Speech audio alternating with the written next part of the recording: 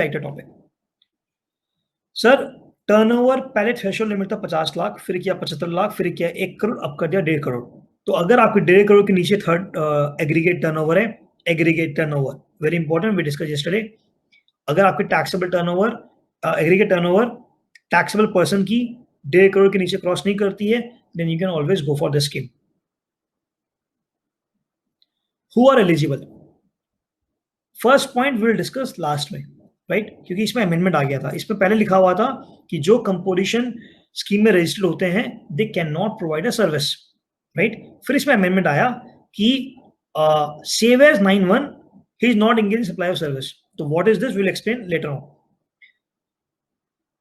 Who does not make a supply of goods or service which is not leviable to tax, that is alcoholic liquor for human consumption or petroleum products, अगर वो supply करेगा तो composition scheme में नहीं आ सकता।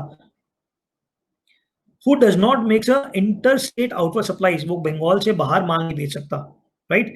वो outward supply नहीं कर सकता, वो इनवर्ड सप्लाई कर सकता है। वो बंगाल के बाहर से माल परचेज जरूर कर सकता है, भेज नहीं सकता। Who does not make any supply of goods or service through an electronic commerce operator, वो स्विगी से या कहीं से भी अपना ई कॉमर्स ऑपरेटर के थ्रू माल नहीं बेच सकता।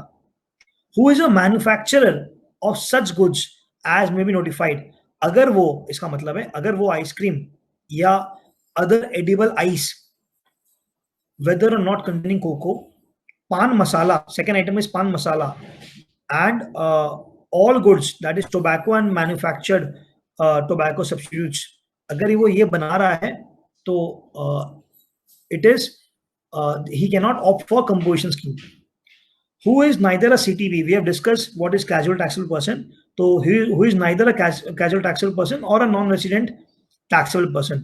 NRTP, non-resident taxable person, is copy paste of casual taxable person, जो इंडिया के बाहर से आदमी कुछ दिन यहाँ पर आते हैं। For example, just to give a hint, referee जो क्रिकेट में होते हैं रेफरी, तो they are NRTP। Okay, important, मेरा एक गारमेंट्स का शोरूम है वेस्ट बंगाल में, एक मोबाइल का शोरूम है वेस्ट बंगाल में, एंड डोमिनोज का आउटलेट है दिल्ली में। Taxable person will not be eligible to opt for composition scheme for business in West Bengal and opt to pay taxes under regular scheme in Delhi.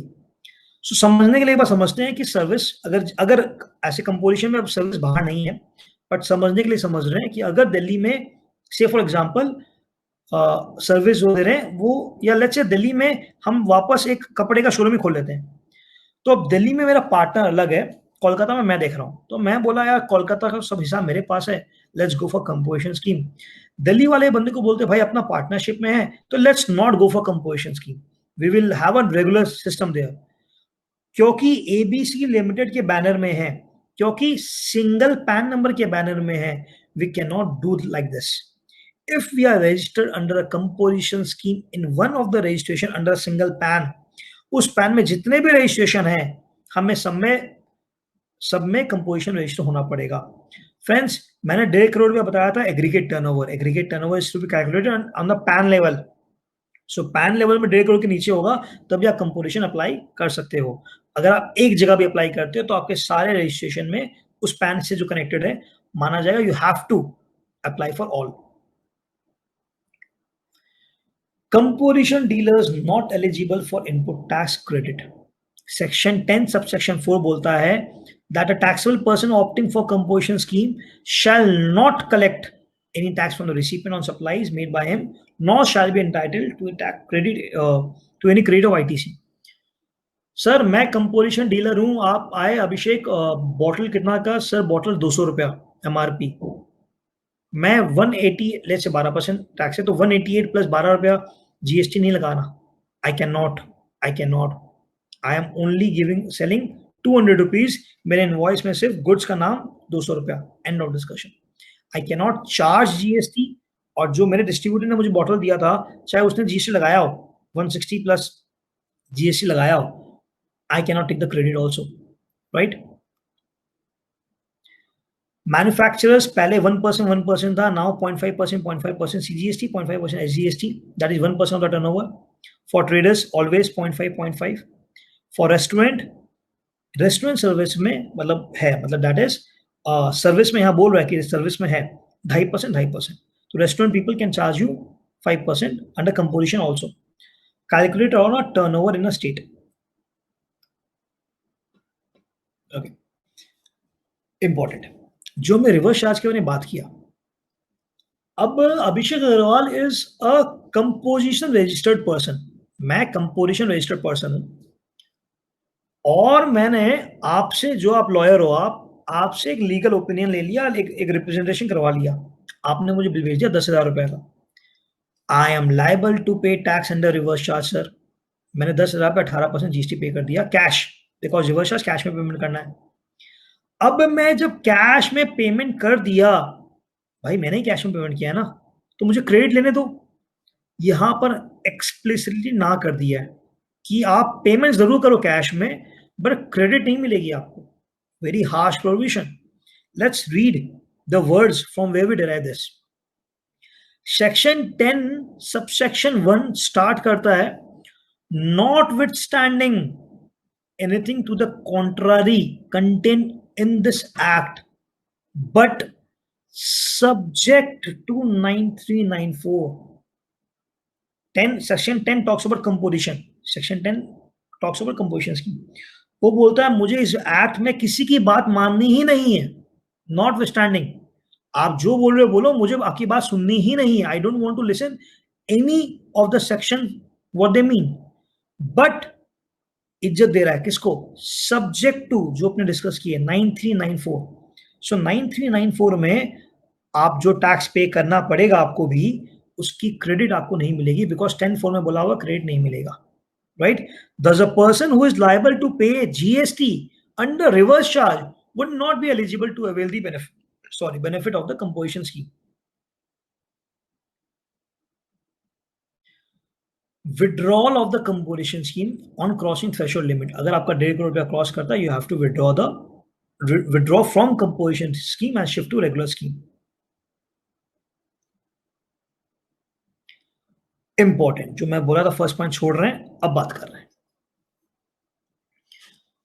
A proviso was inserted. क्या बोल रहा है, पढ़ते हैं. Provided further that the person who opts to pay the tax under clause A, B, C may supply service other than those referred in 5B. अगर आप construction property बेचते हो वो छोड़ दीजिए. इसका मतलब क्या है, आप सर्विस सप्लाई कर सकते हैं ऑफ वैल्यू कितने रुपए की, not exceeding 10% of the turnover in a state in the preceding financial year of 5 lakh whichever is higher. मैंने अब एग्रीगेट टर्नओवर नहीं बोला, मैंने बोला turnover in a state. Turnover in a state is defined in the GST act. वो बोलता है उस स्टेट का टर्नओवर, बंगाल का टर्नओवर. सो मैं बंगाल, अगर मैं कंपोजिशन में रजिस्टर्ड हूं और मेरी बंगाल की टर्नओवर 10 लाख रुपए है, तो मैं 10 लाख का 10%, 1 लाख रुपया, और 5 lakh whichever is higher, उतना मैं सर्विस दे सकता हूं. प्रीवियस एक टर्नओवर में कंपेयर होगा, उतना मैं सर्विस दे सकता हूं. प्लीज अंडरस्टैंड, एक्सप्लेनेशन दिया हुआ है for the purpose of the second proviso, जो इस प्रोवाइजो को बात कर रहे हैं. The value of the exempt supply, क्योंकि अपने टर्नओवर का बात करें ना कि 10% ऑफ द टर्नओवर, तो ये बता रहा है कि जो एग्जेम्प्ट सप्लाई है, जो आपके डिपॉजिट और लोन से इंटरेस्ट आ रहा है, वो इसमें मत जोड़िएगा. For this purpose only, for this purpose only. इसका मतलब क्या है, मैं समझाता हूं वापस. सो मैं बोल रहा हूं कि turnover of the state, that is aggregate turnover, not pan level but of the state. तो बंगाल में मेरी दुकान है, मेरी दुकान से 1 करोड़ का माल बिक्री हो रहा है. खाली बंगाल में मेरी दुकान है, 1 करोड़ का माल बिक्री हो रहा है, और 20 लाख रुपया मेरा इंटरेस्ट इनकम आ रहा है. तो 1 crore 20 lakh I am allowed to get registered under composition scheme. अब 1 करोड़ 20 लाख का 10%, नहीं नहीं नहीं नहीं, 1 करोड़ रुपया सिर्फ. एक्सप्लेनेशन वही बोल रहा है कि for the purpose of this turnover don't include this interest, only the turnover. Right? So इसका मतलब ये है कि सर्विस नहीं दे सकते थे, कंपोजिशन में रजिस्टर्ड हो तो खाली रेस्टोरेंट सर्विस दे सकते थे. अब आप कोई भी सर्विस दे सकते हो, बट इसमें दे दिया है कि that should not be 10%, of the previous financial year और 5 lakh whichever is higher, उसके ऊपर एक्सीड नहीं कर सकता। Okay, again a very important but not useful provision, finance act 2019 में ये इंसर्ट हुआ था, सबसेक्शन 2A। ये क्या बोला, ऑल्टरनेटिव कंपोजिशन स्कीम, कि अगर मैं रेगुलर स्कीम में हूं, सो पढ़ता हूं, alternative composition scheme for supplier of service और mix supply not eligible for the earlier composition scheme, अब एलिजिबल हो जा रहे हैं, having an annual turnover in the exceeding year up to 50 lakh. So अगर 50 लाख के नीचे मेरी टर्नओवर है, तो मैं इस साल 50 लाख तक का टर्नओवर में 3% सीजीएसटी, 3% एसजीएसटी लगा सकता हूं। और अगर आप ये नोटिफिकेशन देखो, सारी की सारी स्कीम एप्लीकेबल है। मैं 6% लगाऊंगा, मेरा जो क्लाइंट है, मतलब अभिषेक अग्रवाल अगर बोलता है कि इसकी प्रीवियस फाइनेंशियल ईयर में चार्टर्ड अकाउंटेंट सर्विस में 50 लाख के नीचे टर्नओवर है फॉर एग्जांपल, देन अभिषेक अग्रवाल इसमें इस बार भी 50 लाख तक का टर्नओवर में 3% सीजीएसटी, 3% एजीएसटी लगा सकता है, यस, बट उसको भी क्रेडिट नहीं मिलेगा और उसके जो क्लाइंट्स हैं उनको भी इस 6% का क्रेडिट नहीं मिलेगा। और जितने भी notification if you can open 2019 7 मार्च को आया था, सारे के सारे रेस्ट्रिक्शंस कॉपी पेस्ट है। तो again not useful as per my mean, to my mind it is not useful amendment. Composition scheme to normal scheme, इसका मतलब कि अब थोड़ा सा प्रोसीड्यूर में आ रहा है, बिकॉज कंपोजिशन का मैंने पैरामीटर डिस्कस कर लिया, 8 बज गया है, थोड़ा सा प्रोसीड्यूर चीजें we can will be in rush, examination में 2-3 चीज डिस्कस करना है, then will take the question answers. So composition schemes to normal scheme, अगर आप कंपोजिशन स्कीम छोड़ के नॉर्मल स्कीम में शिफ्ट हो रहे हैं, तो input tax credit in stock, input tax credit of semi finished goods and finished goods, input tax credit of capital goods, सारे मिलेंगे, सारे मिलेंगे। सो credit on the capital goods, आपको जो कैपिटल गुड्स है, अगर समझ लिया आपने 3 साल पहले खरीदा था, तो एक जब ने आईटीसी पढ़ेंगे तो उसमें हर क्वार्टर 5% का हिसाब है एंड डिवाइडेड बाय 60 मंथ्स का भी हिसाब है, depending on the industry. So capital goods में हम लोग को वो उतना रिड्यूस करना पड़ेगा। लेट्स से 3 साल हम लोग कंपोजिशन पीरियड में थे, अब हम लोग 3 साल बाद शिफ्ट हो रहे हैं, तो 3 साल का जो भी प्रोपोर्शनल अमाउंट है वो हम लोग क्रेडिट नहीं लेंगे, बाद बाकी ले लेंगे। And ITC can be availed, जो इनपुट्स का है एंड इस पर वो है आईटीसी है, वो हम सारा का सारा जो भी क्रेडिट लेजर में ले सकते हैं रेगुलर स्कीम में, बट जिस इनवॉइस के पेटे है वो इनवॉइस 1 साल पुराना नहीं हो सकता। सो अगर मैं कंपोजिशन स्कीम में था तो मैं कोई भी क्रेडिट ले नहीं सकता था, मैं आज रेगुलर स्कीम में जा रहा हूं तो मुझे क्रेडिट मिलेगी। कैपिटल गुड्स में रेस्ट्रिक्शन है कि जितना उस कैपिटल गुड्स को आपने जितना साल यूज किया है कंपोजिशन फेज में, आप काइंडली उसमें से प्रोपोर्शन हटा दो एंड इनपुट टैक्स क्रेडिट में आपको जितनी क्रेडिट लेजर बैलेंस मिल जाएगी रेगुलर स्कीम में, बट प्रोवाइजो है कि वो उस बिल जो डेटेड है जिसका पेटी क्रेडिट आप ले रहे हो, वो बिल 1 साल पुराना नहीं होना चाहिए आज से, जिस दिन आप शिफ्ट हो रहे हो, right. Penalty in case of irregular availment of composition scheme, तो ये बोल रहा है कि अगर आप कोई भी क्रेडिट लेते हो जो आप अलाउ नहीं थे, या कुछ भी करते हो जो जिसके लिए परमिट नहीं था, तो सेक्शन 66 एंड 67 का सारा प्रोविजंस एंड पेनल्टी प्रोविजंस आपके ऊपर एप्लीकेबल है, राइट। अगर आप 3 consecutive tax period that is every quarter जो है उसमें अगर आप नहीं करते हो, भरते हो रिटर्न्स, सो अभी तो सीएमपी 08 हो गया, तो सीएमपी 08 अगर नहीं करते हो तो आप 3 क्वार्टर नहीं भरो, तो officer may choose to give you a show cause notice and cancel your registration altogether. If you are a registered person under composition scheme, you cannot issue a tax invoice. You have to issue a bill of supply. You have to issue a bill of supply. No GSTR1, no GSTR2, no GSTR3, GSTR4 बनना है साल में एक बार, पहले हर quarter था, now GSTR4 साल में एक बार, दैट्स इट। क्वार्टरली आपको CMP 08 भरना है, राइट, जो आपको क्वार्टरली पेमेंट करना है इसलिए। And GSTR 9A, 9 and 9C for regular people, 9A अपने कंपोजिशन स्कीम के लिए था, फाइनेंशियली 17-18 के लिए वो भी हटा दिया गया है।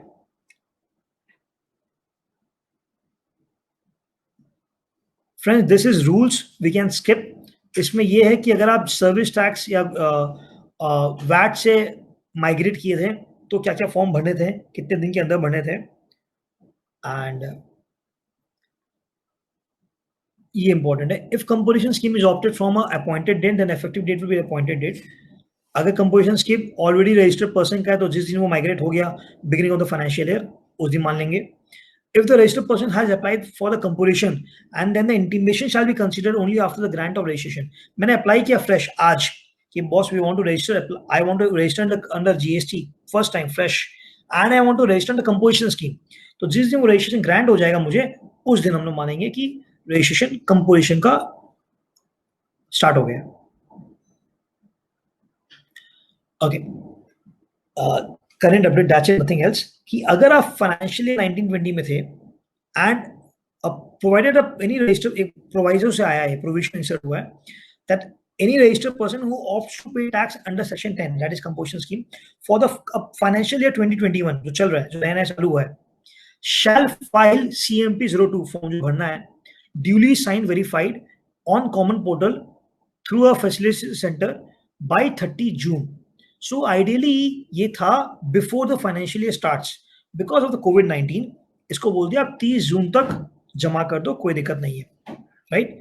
एंड ITC 03 एक स्टेटमेंट होता है जो रिवर्सल का बताता है, वो भी आप भर दो टिल 31 जुलाई। तो it's update only for this COVID-19। Government have inserted a proviso in this section and said कि आप beginning of the financial year नहीं भर पाए होंगे, आप 30 जून तक मुझे भर दो, और रिवर्सल की जो स्टेटमेंट है ITC 03 वो आप मुझे 31 जुलाई तक दे दो। Rule 5 ignoring friends, nothing great। Rule 6 nothing great, again rule कि अगर आप ऑप्ट आउट करते हो, कंपोजिशन से रेगुलर जाते हो, तो क्या क्या आपको फॉर्म है, क्या क्या आपको स्टॉक मतलब कितने दिन के अंदर करना, वो सब लिखा हुआ है, वी कैन स्किप।